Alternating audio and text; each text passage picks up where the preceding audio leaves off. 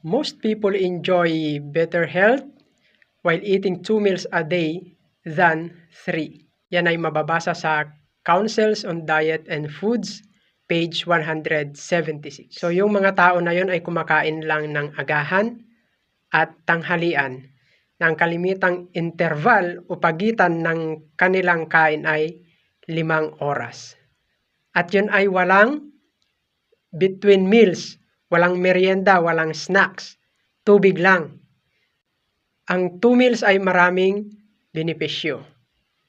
Nakakapahinga ng maayos ang tiyan, naiiwasan ang overeating, mas improve ang digestion, nakaka-repair ng maayos ang katawan, at naiiwasan ang grogginess at inflammation. Sino naman ang may mga kailangan ng 3 meals o yung 3 beses kumain sa isang araw? Yung mga mabibigat ang trabaho, gaya ng mga farmers, mga laborers, yung mga teens, yung mga youth, ay kailangan din nilang kumain ng 3 beses sa isang araw. Sino pa? Yung mga may sakit, yung mga nagre-recover, yung mga underweight, kailangan nila ng 3 meals.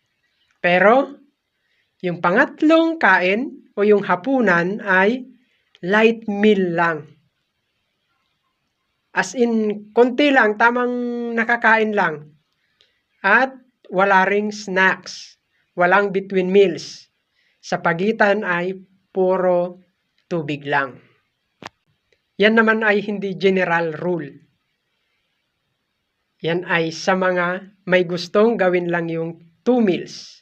At kung gusto nyong gawin at para kayong nahihirapan, ipanalangin ninyo sa Diyos na tulungan kayong mag-improve ang inyong health sa pagkain ng 2 meals a day lang.